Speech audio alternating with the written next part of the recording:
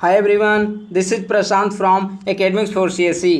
Friends, आज की इस वीडियो में मैं आप लोगों के साथ आगामी बीपीएससी मुख्य परीक्षा को ध्यान में रखते हुए मेंस से संबंधित एक मॉडल आंसर को डिस्कस करूंगा। आज का जो हमारा मॉडल आंसर डिस्कशन होगा वह बीपीएससी मुख्य परीक्षा सिलेबस के अंतर्गत जीएस पेपर 1 सेक्शन 2 से संबंधित है। सेक्शन 2 जीएस पेपर 1 सेक्शन 2 के अंतर्गत क्या है? करंट अफेयर का सेक्शन है और इसी सेक्शन से संबंधित मैं एक मॉडल आंसर को आज डिस्कस करूंगा। आज का जो हमारा मॉडल आंसर डिस्कशन का जो टॉपिक होगा वह आत्मनिर्भर भारत अभियान टॉपिक होगा। आप लोग देखते होंगे, अगर प्रीवियस ईयर मुख्य परीक्षा से संबंधित अगर प्रीवियस ईयर प्रश्नों का अवलोकन किया जाए, उसका विश्लेषण करें तो देखे होंगे कि लगातार बीपीएससी के द्वारा एक प्रश्न सरकार की गवर्नमेंट स्कीम से एक प्रश्न पूछे जाते हैं, चाहे वह डायरेक्टली या इनडायरेक्टली रिलेटेड हो। एक प्रश्न गवर्नमेंट स्कीम से पूछे ही जाते हैं। 66वीं बीपीएससी का भी प्रश्न आप देख सकते हैं। तो उसी संदर्भ में आज हम लोग आत्मनिर्भर भारत अभियान से संबंधित मॉडल आंसर का डिस्कशन करेंगे। हमारा आज का मॉडल आंसर डिस्कशन का प्रश्न होगा, आत्मनिर्भर भारत अभियान क्या है, इसके अर्थ एवं उद्देश्यों को समझाते हुए यह स्पष्ट करें कि इसके द्वारा कोविड-19 से उत्पन्न आर्थिक संकट को कैसे दूर किया जाए। यानी इस प्रश्न में 3 सेक्शन है। प्रश्न का जो पहला सेक्शन है वह है कि आत्मनिर्भर भारत अभियान क्या है,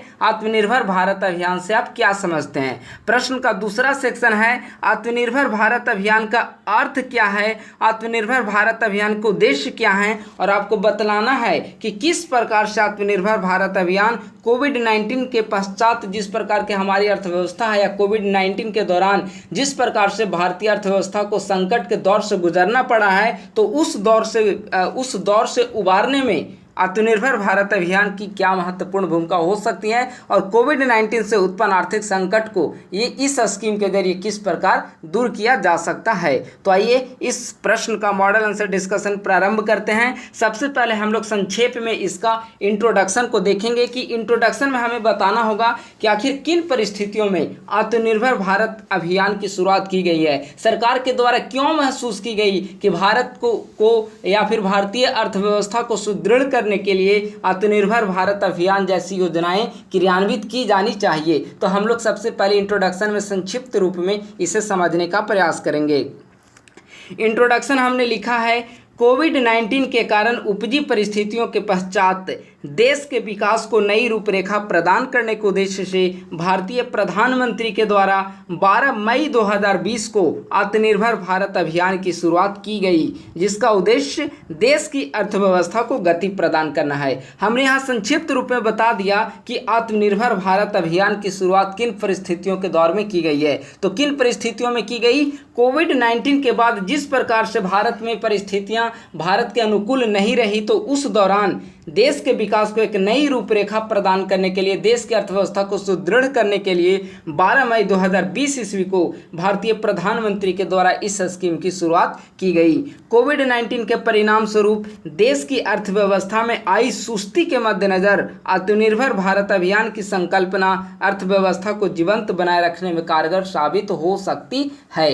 तो हमने यहाँ इंट्रोडक्शन में आत्मनिर्भर भारत अभियान की उत्पत्ति, क्यों आत्मनिर्भर भारत अभियान स्कीम लॉन्च की गई, उसे समझा और प्रश्न के अनुरूप इसे रिलेट करते हुए हमने दिखाया कि कोविड-19 संकट से उबारने में आत्मनिर्भर भारत अभियान किस प्रकार से महत्वपूर्ण भूमिका निभा सकती है। अब जो प्रश्न का पहला सेक्शन है उसे हम लोग समझते हैं कि आत्मनिर्भर भारत अभियान क्या है, आत्मनिर्भर भारत अभियान से आप क्या समझते हैं और आत्मनिर्भर भारत अभियान के अर्थ और उद्देश्य क्या हैं। आत्मनिर्भर भारत अभियान का अर्थ उपभोग की जाने वाली वस्तुओं के आयात को कम कर उत्पादन को बढ़ावा देना है। देखिए, इसे संक्षिप्त रूप में आपको किसी वर्ड की अगर मीनिंग समझनी है तो उस शब्द को आप संधि विच्छेद के रूप में करके समझिए। जैसे यहाँ वर्ड है आत्मनिर्भर भारत, ठीक है, आत्मनिर्भर भारत।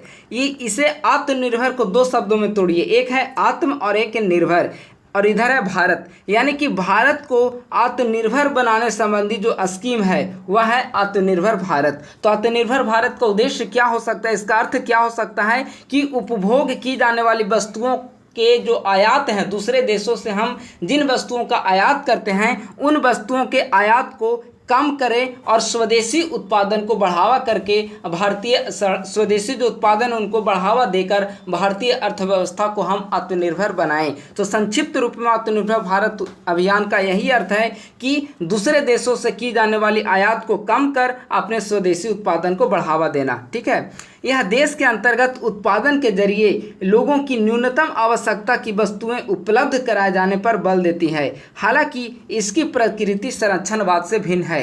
जब हमने यहाँ बोला कि आत्मनिर्भर भारत अभियान का उद्देश्य दूसरे देशों से की जाने वाली आयात को कम कर उत्पादन को बढ़ावा देना है, इसका मतलब यह नहीं हुआ कि भारतीय अर्थव्यवस्था संरक्षणवाद की ओर बढ़ रही है। नहीं, भारतीय अर्थव्यवस्था में कंपटीशन होगा, लेकिन स्वदेशी उत्पादन को यहाँ पर फोकस किया जाएगा। आत्मनिर्भर भारत अभियान वैश्वीकरण का बहिष्करण करने के स्थान पर अत्यधिक उत्पादन के जरिए निर्यात कर विश्व के विकास में मदद की बात करता है। अगर हम लोग आत्मनिर्भर भारत अभियान की बात कर रहे हैं तो इसका मतलब यह नहीं हुआ कि हम लोग दूसरे देशों से बिल्कुल आयात नहीं करेंगे, हमारा वैश्वीकरण जैसी जो अवधारणा उससे कोई संबंध नहीं है, ऐसी बात नहीं है। भारतीय अर्थव्यवस्था के लिए जो आत्मनिर्भर भारत स्कीम लॉन्च की गई उसका मतलब वैश्वीकरण का बहिष्कार करना नहीं है, बल्कि अत्यधिक घरेलू उत्पादन के जरिए अधिक से अधिक हम वस्तुओं का निर्यात करेंगे और विश्व के विकास में भी हम योगदान कर पाएंगे। तो यह आत्मनिर्भर भारत अभियान का मुख्य उद्देश्य है।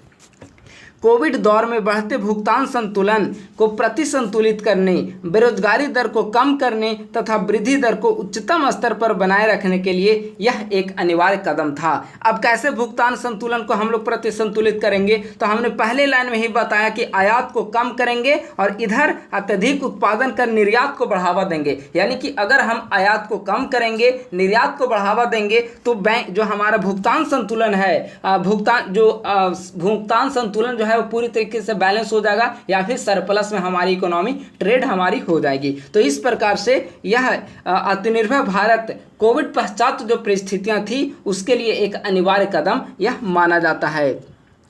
हालांकि भारतीय अर्थव्यवस्था में आत्मनिर्भर भारत की अवधारणा नवीन नहीं है। ऐसा नहीं है कि पहली बार भारतीय प्रधानमंत्री के द्वारा 12 मई 2020 ईस्वी को पहली बार आत्मनिर्भर भारत जैसी अवधारणा उत्पन्न की गई, ऐसा नहीं है। इस स्कीम का नाम अवश्य पहली बार आत्मनिर्भर भारत योजना नाम रखा गया, लेकिन इसके पश्चात भी अब स्वतंत्रता आंदोलन के दौरान भी आप जाएंगे तो उस समय आपने देखा होगा स्वदेशी आंदोलन काफ़ी जोर शोर से चलाया गया था। इसके अलावा दादा भाई नौरोजी के द्वारा जो धन निष्कासन का सिद्धांत दिया गया था, या फिर 1905 ईस्वी में जो स्वदेशी या स्वराज आंदोलन जो प्रारंभ किया गया था, उसका भी उद्देश्य कहीं ना कहीं आत्मनिर्भरता को बढ़ावा देना था। अब स्वदेशी आंदोलन की जो परिस्थितियां थी उसे आप याद करिए। विदेशी वस्तुओं का बहिष्कार करना उसका एक प्रमुख उद्देश्य था और स्वदेशी जो वस्तुएं हैं उसके उत्पादन को बढ़ावा देना, स्वदेशी संस्थाओं की स्थापना भी उस समय की गई थी। तो ये सभी भारत की आत्मनिर्भरता को फोकस करने पर बल देता था। तो इस प्रकार से यह जो अवधारणा है नवीन नहीं है, हालांकि एक स्कीम के रूप में आत्मनिर्भर भारत योजना एक नवीन अवधारणा, एक नवीन योजना जरूर है। अब हम लोग समझते हैं आत्मनिर्भर भारत अभियान के कौन कौन से प्रमुख पिलर हैं। आखिर आत्मनिर्भर भारत अभियान जिस प्रकार से भारत सरकार के द्वारा भारतीय अर्थव्यवस्था में आत्मनिर्भरता लाने के लिए इस स्कीम की शुरुआत की गई है, तो आखिर कौन कौन से ऐसे पिलर हैं, इस योजना के कौन कौन से ऐसे स्तंभ है जिस पर भारतीय अर्थव्यवस्था के विकास की नींव डाली गई है। तो इसके प्रमुख पिलर के रूप में इसके 5 प्रमुख पिलर हैं। जब प्रधानमंत्री के द्वारा इस स्कीम की शुरुआत की गई तो उन्होंने भारतीय अर्थव्यवस्था को मजबूत करने के लिए आत्मनिर्भर भारत अभियान के 5 प्रमुख स्तंभ बतलाए। उसमें प्रमुख जो पहला स्तंभ था वह था इकोनॉमी, यानी कि अर्थव्यवस्था। अर्थव्यवस्था क्यों प्रमुख पिलर है? क्योंकि वृद्धि दर को तीव्र करने पर यही फोकस करेगा। इसके अलावा अवसंरचना, आधुनिक भारत का यह आधार होगा अवसंरचना का विकास। स्वाभाविक है कि अवसंरचना का विकास जितना ज़्यादा से ज़्यादा होगा, भारतीय अर्थव्यवस्था में गतिशीलता उतनी ही अधिक देखने को मिलेगी। इसके अलावा प्रौद्योगिकी, टेक्नोलॉजी, प्रौद्योगिकी संचालित व्यवस्था पर आधारित एक अर्थव्यवस्था का निर्माण सरकार का एक महत्वपूर्ण लक्ष्य है। गतिशील जनसांख्यिकी भारत के लिए एक ऊर्जा का स्रोत होंगे। मांग यानी कि डिमांड, मांग और आपूर्ति श्रृंखला की क्षमता का उपयोग। इस प्रकार से आत्मनिर्भर भारत योजना के 5 प्रमुख पिलर हैं, 5 प्रमुख स्तंभ है जिस पर भारतीय अर्थव्यवस्था को आत्मनिर्भर बनाने की नींव टिकी हुई है, जिनमें इकोनॉमी, अवसंरचना, इंफ्रास्ट्रक्चर, टेक्नोलॉजी, डेमोग्राफी और फिर डिमांड शामिल है। ये 5 हमारा प्रमुख पिलर शामिल है। अब हम लोग समझते हैं आत्मनिर्भर भारत अभियान के कौन कौन से प्रमुख स्तंभ हैं। आखिर आत्मनिर्भर भारत अभियान जिस प्रकार से भारत सरकार के द्वारा भारतीय अर्थव्यवस्था में आत्मनिर्भरता लाने के लिए इस स्कीम की शुरुआत की गई है, तो उन्होंने भारतीय अर्थव्यवस्था को मजबूत करने के लिए आत्मनिर्भर भारत योजना एक नवीन अवधारणा, एक नवीन योजना जरूर है। अब हम लोग समझते हैं आत्मनिर्भर भारत अभियान के कौन कौन से प्रमुख पिलर हैं। आत्मनिर्भर भारत में मुख्यतः 4 बातों पर ध्यान दिया जा रहा है: लैंड, लेबर, लिक्विडिटी, लॉ। अब संक्षिप्त रूप में देखें तो 4L। पहला एल से क्या हो जाएगा? लैंड। सेकंड एल से क्या हो जाएगा? लेबर। थर्ड एल से क्या होगा? लिक्विडिटी। 4L से क्या होगा? लॉ। तो आत्मनिर्भर भारत अभियान जो है इन चारों एल पर, लैंड, लेबर, लिक्विडिटी और लॉ, इन चारों जो एल है उस पर फोकस करता है। इस टर्म को इसीलिए लिखा गया ताकि आप लोग जल्दी से ज़्यादा शब्दों का आप गेन कर सकें और इसे लिखने पर मार्क्स भी आपके एग्जाम में बढ़ेंगे। तो ऐसे शब्दों का प्रयोग एग्जामिनेशन के में आंसर राइटिंग के दौरान करना चाहिए। सरकार के द्वारा आत्मनिर्भरता प्राप्त करने की दिशा में 10 क्षेत्रों की पहचान की गई है, जिसकी सहायता से घरेलू उत्पादन को बढ़ावा दिया जाएगा।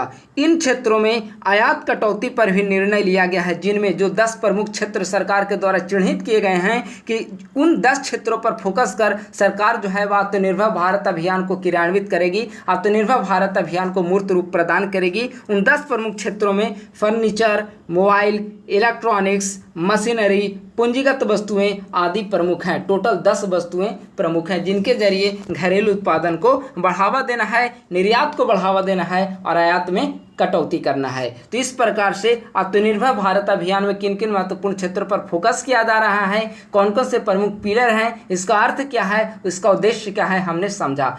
अब हम लोग देखते हैं कि आखिर कोविड के बाद जिस प्रकार की भारतीय अर्थव्यवस्था में परिस्थितियां देखने को मिली है, उस परिस्थितियों को निपटने में आत्मनिर्भर भारत योजना किस प्रकार से हमारी महत्वपूर्ण मदद कर सकती है।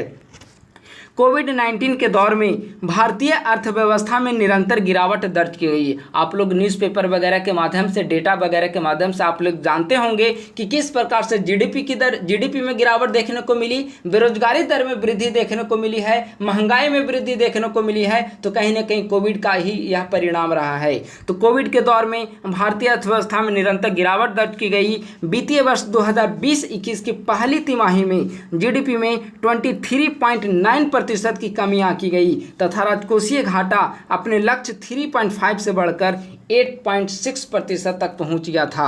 बेरोजगारी दर की अगर चर्चा करें तो अगर पिछले 45 वर्ष की कंपैरिजन करें तो अपने पिछले 45 वर्षों के उच्चतम स्तर पर बेरोजगारी दर दर्ज की गई। यानी कि विगत 45 वर्षों में भी उतना अधिक बेरोजगारी दर कभी नहीं रही जितना कोविड काल में हमें देखने को मिला। भारतीय अर्थव्यवस्था में ऐसी परिस्थितियां देखने को मिली।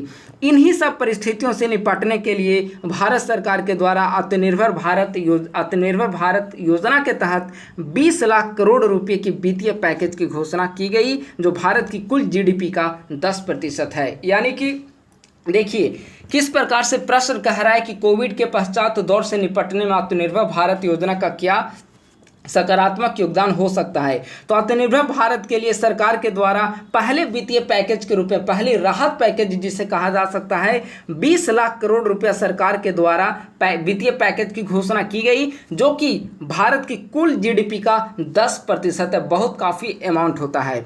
इसके अंतर्गत वित्तीय पैकेज के साथ साथ कुटीर उद्योग, एमएसएमई, मजदूर वर्ग, मध्यम वर्ग, उद्योगों तथा विभिन्न वर्गों की ज़रूरत को पूरा करने पर बल दिया गया है। यानी कि अगर आत्मनिर्भर भारत अभियान के महत्वपूर्ण रीढ़ को देखा जाए तो वह हमारा एमएसएमई सेक्टर है, लघु व कुटीर उद्योग हैं, मध्यम वर्ग हैं, श्रमिक वर्ग हैं, औद्योगिक श्रमिक वर्ग हैं, हमारे मजदूर वर्ग हैं। ये सभी वर्ग जो हैं हमारे आत्मनिर्भर भारत अभियान के महत्वपूर्ण पिलर के रूप में कार्य करेंगे और इनके उद्धार के लिए, इनकी मदद के लिए सरकार के द्वारा वित्तीय पैकेज के रूप में पहली बार 20 लाख करोड़, जो कि भारतीय जीडीपी का 10% है, वित्तीय पैकेज के रूप में सरकार के द्वारा जारी की गई थी।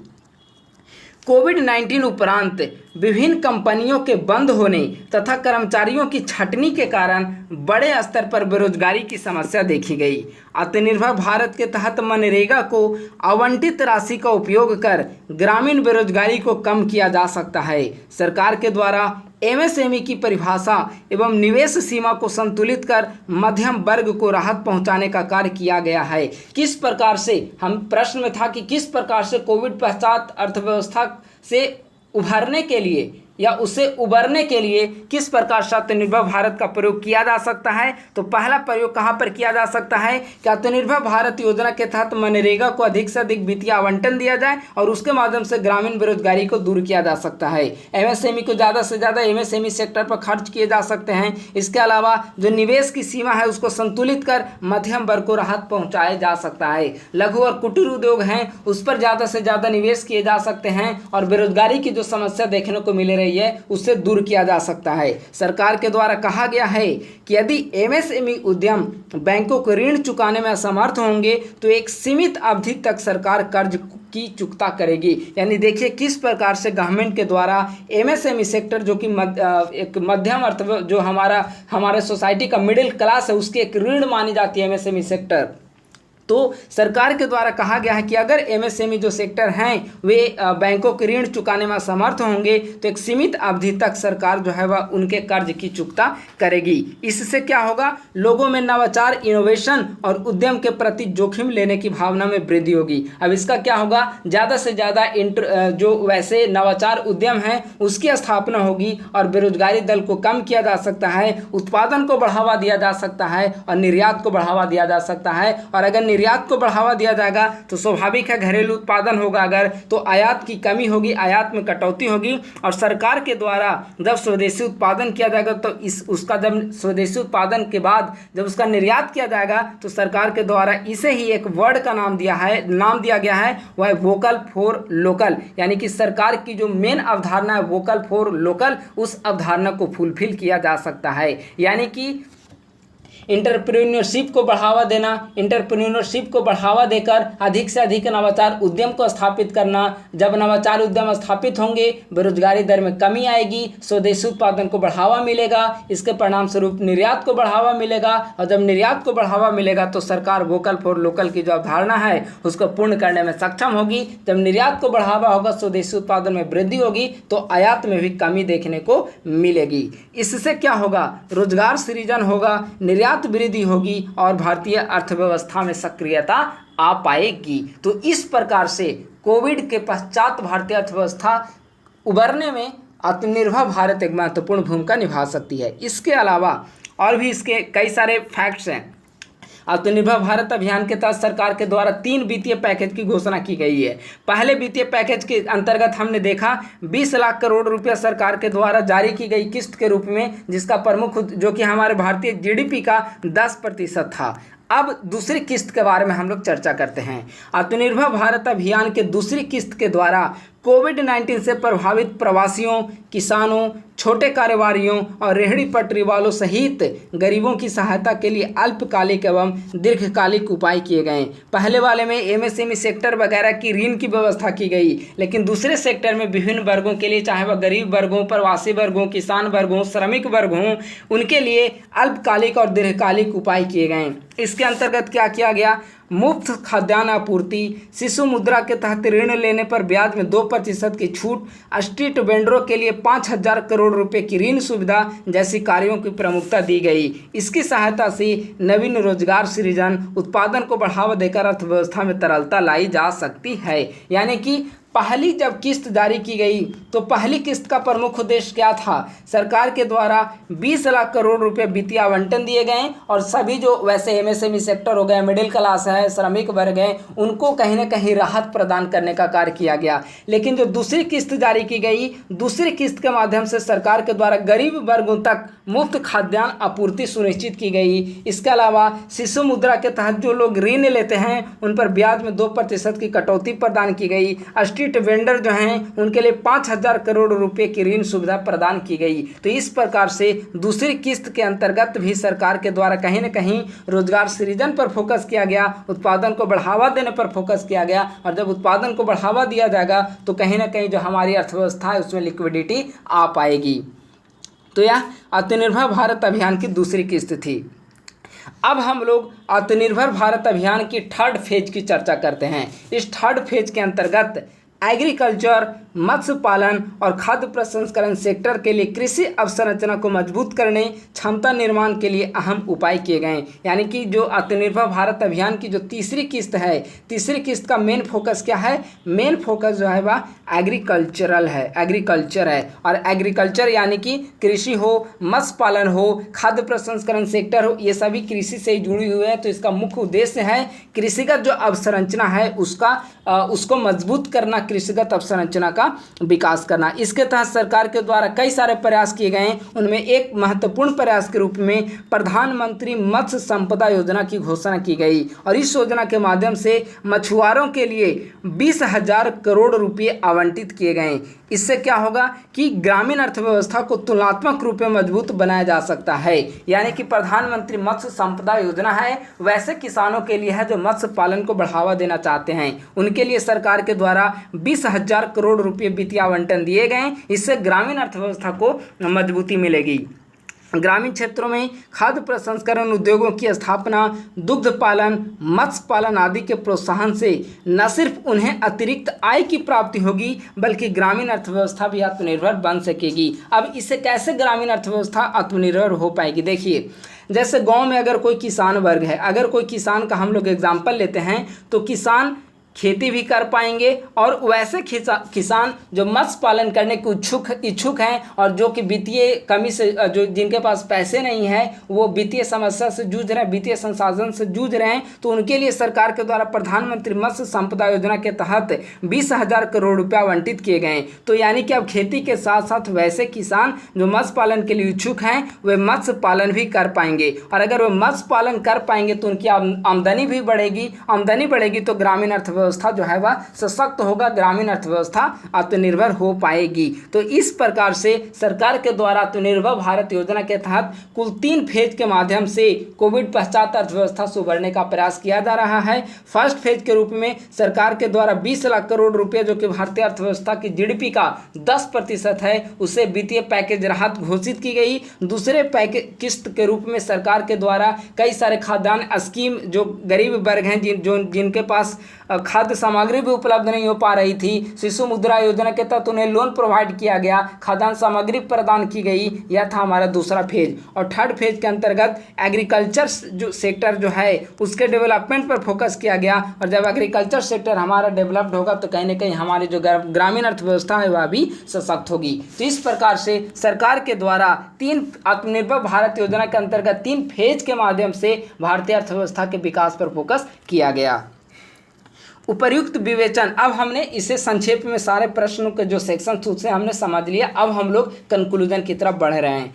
उपर्युक्त विवेचनों से स्पष्ट है कि भारत में कोविड-19 से उत्पन्न परिस्थितियों को एक अवसर में लिया। भारत ने कोविड-19 से उत्पन्न परिस्थितियों के एक अवसर के रूप में लिया ताकि भारत को आत्मनिर्भर बनाया जा सके। हालांकि वित्तीय और तकनीकी संस्थान की ज़रूरतें, भारतीय उत्पादों की गुणवत्ता का स्तर, वैश्विक प्रतिस्पर्धा के अनुरूप न होना, भारत के आयात कटौती के कदम को WTO में चुनौती की संभावना जैसी कई समस्याएं भी इस दिशा में विद्यमान है जिस पर हमें कार्य करने की आवश्यकता है। यानी कि कोविड के पश्चात जिस प्रकार की भारतीय अर्थव्यवस्था देखने को मिली तो उस वैसी अर्थव्यवस्था से निपटने के लिए सरकार के द्वारा स्कीम की शुरुआत तो कर दी गई, लेकिन इस स्कीम के क्रियान्वयन में भी कई सारी चुनौतियां हैं। इन चुनौतियों में एक प्रमुख चुनौती वित्तीय संसाधन की कमी है, तकनीकी संसाधन की कमी है, भारतीय गुणवत्ता वैश्विक प्रतिस्पर्धा के अनुरूप नहीं है, आयात कटौती के कदम को WTO में चुनौती देना।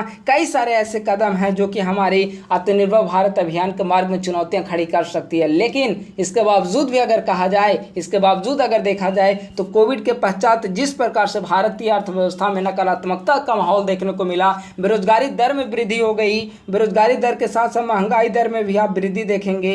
बेरोजगारी तो बढ़ी ही बढ़ी, महंगाई भी काफ़ी तेजी से देखने को मिल गई थी, हमारी GDP नकारात्मक निगेटिव हो गया था। तो ऐसी स्थिति में आत्मनिर्भर भारत कहीं ना कहीं भारतीय अर्थव्यवस्था को बूस्टर डोज के रूप में एक महत्वपूर्ण भूमिका निभा रहा है और इसी का परिणाम है कि कोविड के पश्चात आप देखेंगे कि अभी भी जहां विश्व की कई अब शक्तिशाली देशों की अर्थव्यवस्था से आप भारत की अर्थव्यवस्था को तुलना करें तो भारतीय अर्थव्यवस्था आज भी विश्व के अन्य देशों की अर्थव्यवस्था की तुलना में बेहतर स्थिति में आपको दिखेगा। यानी कि भारतीय अर्थव्यवस्था आज विश्व की एक प्रमुख अर्थव्यवस्थाओं में महत्वपूर्ण भूमिका भारतीय अर्थव्यवस्था की है। तो इस प्रकार से आज के इस वीडियो में हमने आत्मनिर्भर भारत योजना के विभिन्न सेक्टर से संबंधित सभी पक्षों का हमने समझा है। आत्मनिर्भर भारत योजना आगामी बीपीएससी मुख्य परीक्षा के लिए काफ़ी ज़्यादा इंपॉर्टेंट पॉइंट है। मैं पहले ही इसे बता दे रहा हूँ। इसके अलावा जो गवर्नमेंट स्कीम होंगे पीटी के बाद उन सभी को क्रमबद्ध रूप से कंप्लीट करा दिया जाएगा। आत्मनिर्भर भारत योजना इसीलिए भी महत्वपूर्ण है क्योंकि कोविड के पश्चात अभी तुरंत भारतीय अर्थव्यवस्था उभरने में सफल रहा है, तो कहीं ना कहीं इस स्कीम की महत्वपूर्ण भूमिका रही है। तो हो सकता है कि बीपीएससी के द्वारा आने वाले बीपीएससी मुख्य परीक्षा में, चाहे वह 67वीं बीपीएससी मुख्य परीक्षा हो या फिर सीडीपी हो या फिर ऑडिटर या फिर 68वीं भी हो सकता है, क्योंकि करंट तो उसमें भी कम से कम 1.5-2 साल का पूछता ही है। तो यह स्कीम काफ़ी ज़्यादा महत्वपूर्ण साबित हो सकती है। आप इससे संबंधित मेंस आंसर राइटिंग का हमने डिस्कस किया है। इस प्रकार से आज का हमारा जो मॉडल आंसर डिस्कशन है वह समाप्त होता है। इस वीडियो को लाइक, सब्सक्राइब और शेयर करना ना भूलें। थैंक यू सो मच, बहुत बहुत धन्यवाद।